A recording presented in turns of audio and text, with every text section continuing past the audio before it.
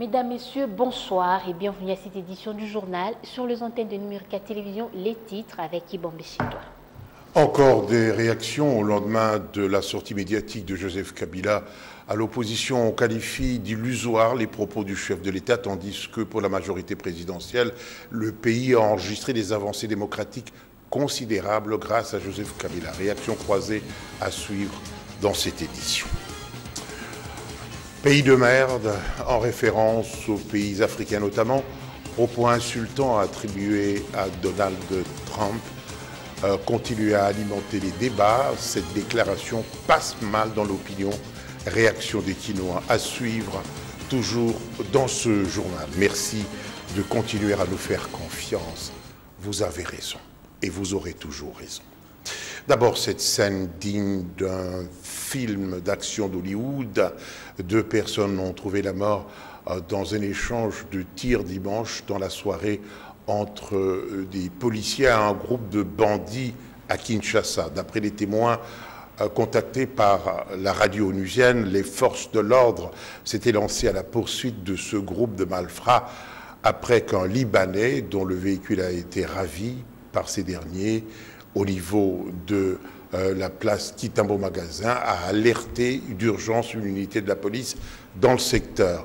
Le conducteur du véhicule volé, touché par une balle, est décédé sur place.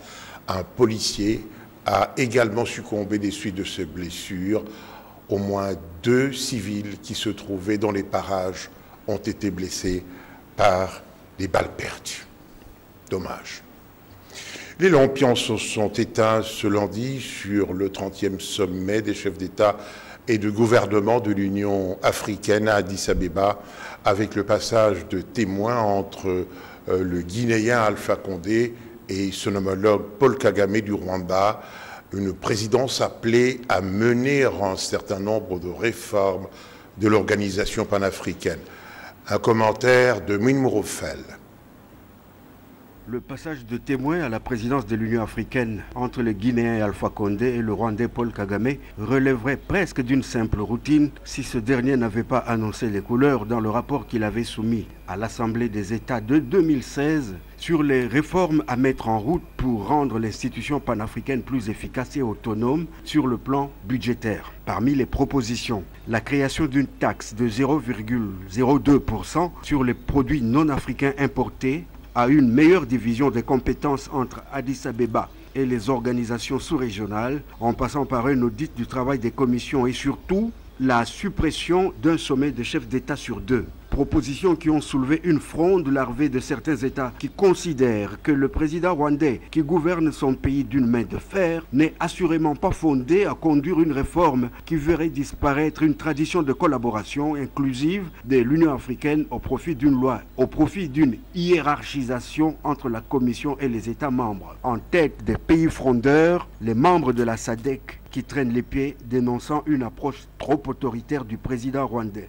2018 décrétée année africaine de lutte contre la corruption qui, selon certaines études, ferait perdre à l'économie du continent jusqu'à 50 milliards de dollars. À côté de la petite corruption se dresse le monstre de la grande corruption dont l'ampleur a des effets dévastateurs pour le développement économique, corrosif pour la cohésion sociale et déstabilisateur pour la stabilité politique, selon le président de la Commission africaine, le Tchadien Moussa Mahamat Faki. Bien entendu, la présidence rwandaise de l'Union africaine sera soumise à une forte pression des enjeux prioritaires de sécurité et de paix. Le Mali et la ceinture sahélienne d'une part, en dépit de la création de la force multinationale du G5 Sahel, pilotée par la France, à l'impasse en Centrafrique, et bien évidemment la RDC, où les 20 000 hommes de la MONUSCO peinent depuis bientôt 20 ans à éradiquer une constellation de groupes armés nationaux et étrangers. Enfin, le nouveau président de l'Union africaine devra poser les jalons d'une intégration africaine articulée autour de 3 axes que sont le rêve d'une circulation des personnes, la création d'une zone de libre-échange africaine et la libéralisation du ciel africain, portés respectivement par le Nigérien Mahamadou Issoufou et Moussa Faki. 2 projets censés doper la compétitivité africaine en libéralisant les 2 moteurs de l'économie que sont les transports et les échanges. Moïne Mourofel sur Numérica TV. Je vous le disais à l'instant, réactions se multiplient après le point de presse tenu le week-end dernier par le chef de l'État. À la majorité, on affirme que Joseph Kabila a éclairé l'opinion sur toutes les questions d'actualité et naturellement, à l'opposition, on indique que le chef de l'État n'a rien dit de spécial. Gloria Nseya, Jires Chibanka. La sortie médiatique du chef de l'État a relancé le débat au sein de la classe politique. Le parti en vol qualifie d'illusoire le discours du président Kabila. Pour Ludovic Kalengai, il n'existe pas de démocratie en République démocratique du Congo 17 ans après. Donc je peux dire que toutes les réponses sont illusoires. On a eu à assister à un cinéma. Je donne l'exemple d'abord de la différence qu'il a établie entre le développement et la démocratie. Il faudrait d'abord savoir qu'il y a plus de 15 ans, notre pays ne fonctionne plus en état démocrate. Et une reconnaissance que M. Kabila est le responsable de la crise que règne la République démocratique du Congo en ce moment. Et si c'est pour faire une analyse critique et une observation, même qu'un enfant de 13 ans peut faire, M. Kabila n'a aucune intention d'organiser les élections. En revanche, Yannick Chisola, vice-président de la Ligue de jeunes du PPRD, salue le discours du président de la République. Il estime qu'en 17 ans de règne, plusieurs avancées ont été enregistrées. Il y a un pas. C'est vrai que ce n'est pas encore suffisant, mais il y a un pas. D'abord, nous avons enregistré des avancées démocratiques considérables. Il n'y avait pas de liberté d'expression lors du règne du maréchal Mobutu. Il n'y avait pas l'exercice des partis politiques. Il n'y avait pas de débat contradictoire. Aujourd'hui, nous avons un bilan défendable sur le plan de la normalisation de la démocratie. Kabila, quand il parle, c'est qu'il tape juste. Il a évoqué toutes les questions d'actualité. Et je crois que les Congolais ont compris ce que le président a voulu transmettre comme message. Pour rappel, le président Joseph Kabila a accédé à la magistrature suprême à l'âge de 29 ans le 26 janvier 2001. Ça, du côté des politiciens, descendons à présent dans les rues de la capitale pour savoir ce que pense le monsieur tout-le-monde après cette sortie médiatique du président de la République. Si certains s'intéressent plus à la question liée à l'organisation des élections, d'autres par contre ont focalisé leur attention sur le côté social des Congolais. Élisée Mafou, Alain Zangola. Réaction pour le moins mitigée. Dans une opinion longtemps des sorties médiatiques du chef de l'État dans les rues de la capitale. Chacun y va de sa lecture. Mais question des conditions sociales s'inscrit en priorité. Dans mon avis, si j'étais là, je pourrais d'abord lui poser sur la question sociale, le social dans notre pays. Aussi, la sociale, c'est-à-dire le social ne marchait pas. À part le social, je ne pouvais jamais avoir une autre question. Devant sa présence, sa personne. C'est le social vraiment qui nous intéresse. Il a évoqué un aspect qu'il y aura des retombées sur les plans social. Mais comme disent les anglo-saxons, wait and see. Et en plus du social, pour les travailleurs ont des enfants, il y a des problèmes pour leur scolarité. Et il y a des problèmes sociaux énormes par rapport à la fourniture en électricité, à la fourniture en eau. Il y a des problèmes d'érosion des familles. Le chef de l'État était plus politique dans son allocution. Bon, moi, je ne l'ai pas suivi parce qu'il n'y avait pas de courant chez nous. Nous n'avions pas de courant, je ne l'ai pas suivi. Donc, je ne suis pas informé de ce qu'il a dit. Bon, la question que j'aurais aimé à lui poser, c'est celle, disons, à quand la paix dans notre pays. Parce que chaque fois, à l'Est, il y a des morts et des morts, des morts. À quand la paix, la vraie paix? Je n'ai pas trop retenu parce qu'il y avait trop de choses. Le président a abordé beaucoup de choses et beaucoup de sujets à la fois. Il y a un point qui vous a intéressé. Seulement les élections. Il y avait une question que la dame là de Front RFI. Elle avait posé une question si le chef de l'État devrait se représenter aux élections prochaines. Et c'est la seule question que moi également je me pose dans l'effort intérieur de mon cœur. Et je les repose encore au chef de l'État s'il peut encore se représenter aux élections prochaines. De deux, C'est les problèmes épineux, le peuple attend rien que les élections. Vient ensuite et presque naturellement les délais dans l'organisation des élections, avec une légère crainte tout de même que le calendrier électoral promulgué le 5 novembre ne soit tenu. En diplomatie, plus rien ne va entre la République démocratique du Congo et la Belgique, vous le savez, après que Kinshasa est menacé de fermer la maison Schengen, après que la Belgique ait également dit ce qu'elle avait dit. La Belgique, justement, vient de rappeler son ambassadeur en poste dans la capitale congolaise, d'après un diplomate européen contacté par mediacongo.net.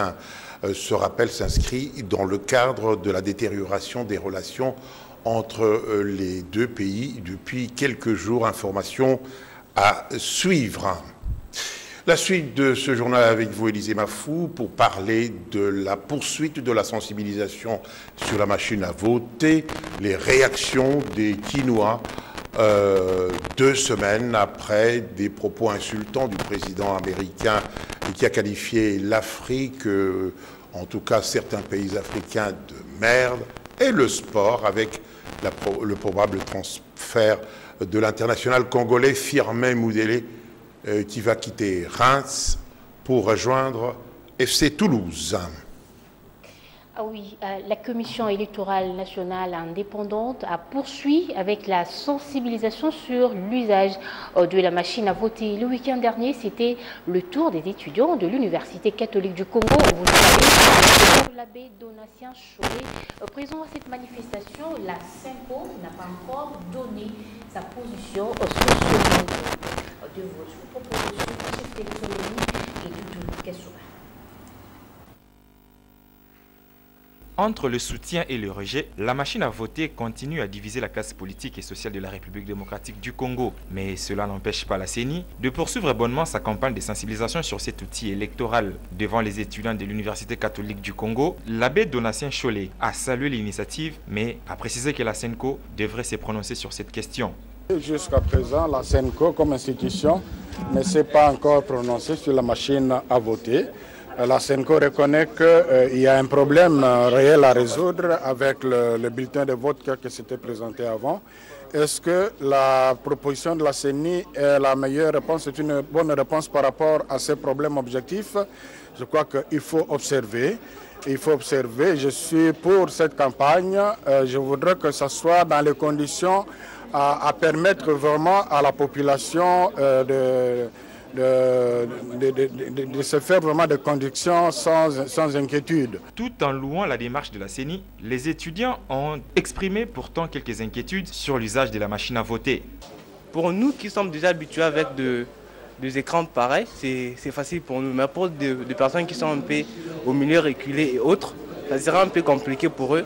Je pourrais dire que c'est bien bon pour nous, Kinois, qui sommes habitués avec les téléphones Android et autres. Alors nos frères qui sont à Befale, à Kiri, qui n'ont jamais vu les téléphones Android, il y a un problème. Pour Onésime Koukatoula, la CENI est disposée d'aller dans d'autres universités désireuses d'en savoir un peu plus sur l'usage de la machine à voter. La tonitruante déclaration des Donald Trump traitant il y a 2 semaines le Salvador. Haïti est le pays africain de pays de merde, passe mal dans l'opinion et c'est peu dire, mais vous allez l'entendre, certains trouvent malgré tout des circonstances atténuantes. Quelques réactions recueilles par Valérie Ndambou et Alain Nzongola. Il faut d'abord comprendre ce qu'il a voulu dire. Moi, je ne le juge pas. Mais ça me fait mal d'entendre dans ce siècle les propos injurieux. Non, mais il n'a pas à dire ça directement. Vous savez que ce président-là, lors de l'élection de Barack Obama, mais c'était terrible, il avait fait une déclaration bizarre. Pour lui, il avait regretté le fait que l'Amérique avait un président noir. Non, ce n'est pas comme ça que l'on doit réfléchir pour le moment. Je sais que Trump est un homme qui a fait l'argent. Il a travaillé de ses mains et c'était milliardaire, ça c'est vrai. Mais quant à dire que les Africains c'est de la merde, tout ça, je trouve qu'il a exagéré. Dire que bon, c'est la merde, ça peut être vrai dans la mesure où il y a trop de haine en Afrique. Hein. Il a même dit qu'autant qu'on nous envoie, qu'on puisse nous vendre des fusils, comme ça on va s'entretuer. Parce qu'il y a de la haine chez nous, nous devons un peu mettre de l'ordre. Hein.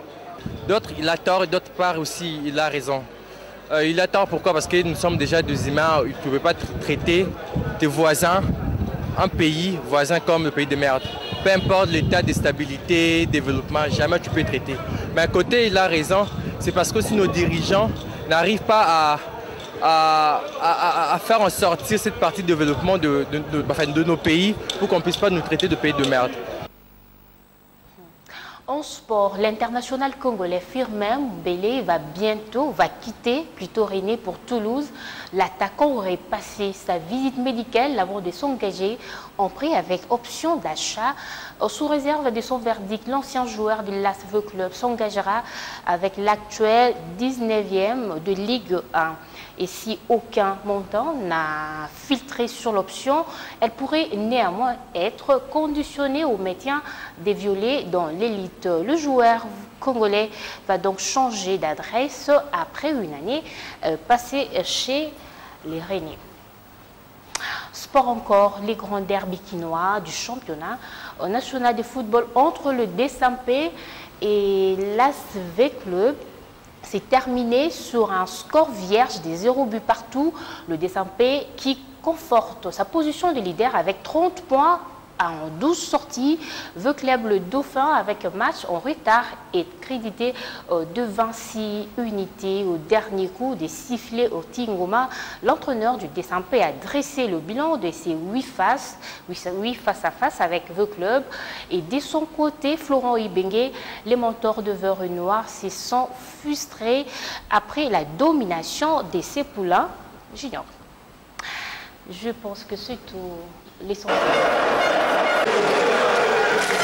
Le derby des Verts quinois n'a pas tenu toutes ses promesses. Alors qu'on s'attendait à un match riche en goals et spectaculaire, le public présent au stade des Martyrs n'a rien trouvé à se mettre sur la dent. Du côté des Motema Pembe, une seule action d'éclat venue sur balle arrêtée, bien exécutée par Ricky Touleng Sindani, qui a mis très en difficulté l'expérimenté portier de Vert Club Nelson Lukong. À l'opposé, Vert Club soucieux de prendre sa revanche sur son bourreau de la Manche à lait, s'est tout de même procuré des actions nettes de scorer, surtout avec Jean-Marc Makousou Mundele qui signait son retour.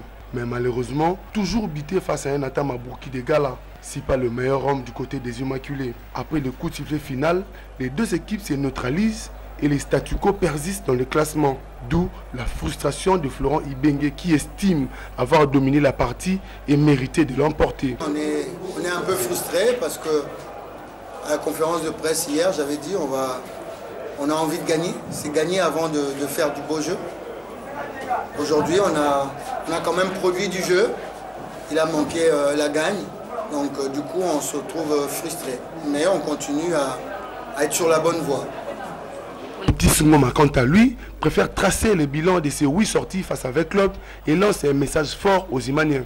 Vous direz à ces supporters-là, avant moi, ils perdaient tous les matchs de Vert Club. Okay? Et vous faites des statistiques comme vous êtes des statisticiens. Vous vous souviendrez qu'on a fait 8 matchs contre Vert Club aujourd'hui depuis mon arrivée. On a perdu 2 fois, on a fait 3 matchs nuls et on a gagné 3 fois. Alors ces mêmes supporters-là, ils n'ont rien à dire, je crois. Nous, on est dans un projet de jeu. Et aujourd'hui, ce qui est porté, on savait que Vert Club allait tout faire pour revenir, marquer au moins, prendre une revanche. Et nous, cette revanche-là, on s'est dit, ces matchs-là, on ne doit pas le perdre. Quant à faire un match libre, c'est ce qu'on a fait. C'est que les joueurs et moi, on a réussi notre pari, c'est tout. A noter que Motema Pembe reste invaincu après 12 matchs.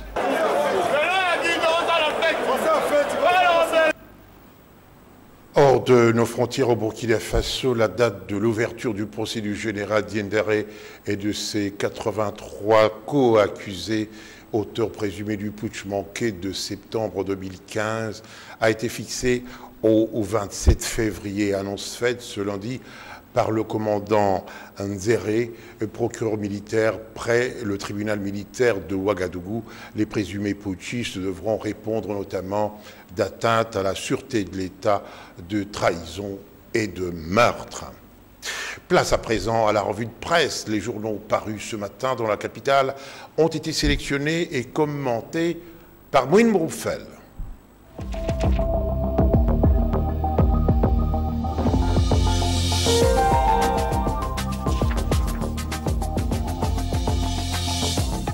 Le rarissime face-à-face Kabila-Presse vendredi dernier reste plus que jamais d'actualité. Au regard des réactions qui s'enchaînent, l'on penserait à un coup de pied dans la fourmilière, tant il semble que jamais la presse locale n'a été aussi sollicitée. Géopolis Hebdo oppose à la parole du président, somme toute, un exercice de bonne foi et de bon sens historique, un florilège de réactions. Le secrétaire général de l'UDPS, par exemple, n'y voit qu'une suite de diversions. Vital Kamere, une insulte aux ex-Zaïrois, jouisseurs et noceurs. Pour Joseph Kokonyangi, secrétaire général adjoint de la majorité présidentielle, le président Kabila est sur les pas de Mzee Kabila, son père, un modèle de nationalisme affirmé et assumé. À la flèche selon laquelle Jésus-Christ n'a jamais présidé une commission électorale, le porte-parole de la Senko réplique que l'Église catholique a au contraire l'obligation de prendre position. Hubert Kabasoubabou, ancien gouverneur de l'ex-Kasaï occidental, estime laconiquement que Joseph Kabila s'est bien défendu,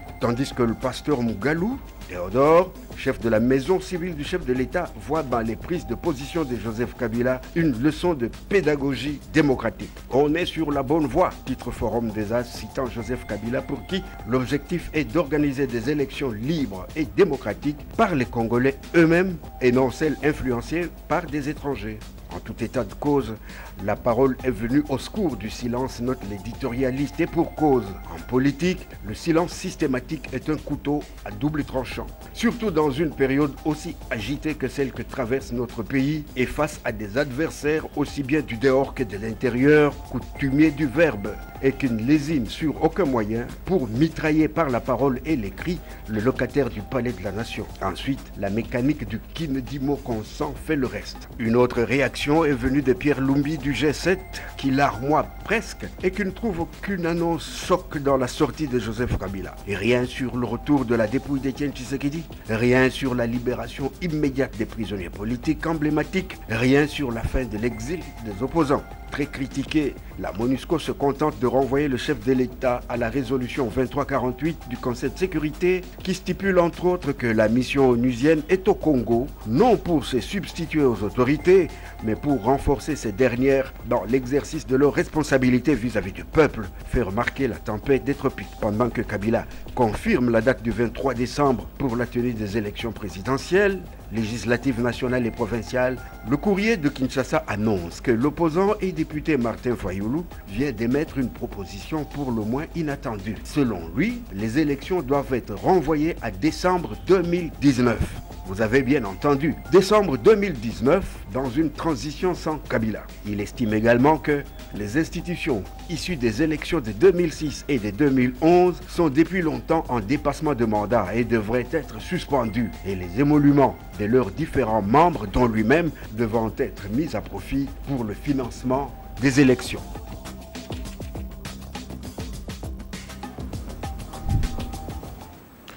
L'incontournable Mouine Broufel. Bonsoir Élisée Mafou. Bonsoir C'est par ici que prend fin ce journal. Merci de visiter notre page Facebook Numérica TV officielle. Bonne suite des programmes sur cette chaîne Numérica TV. Bonsoir et à demain.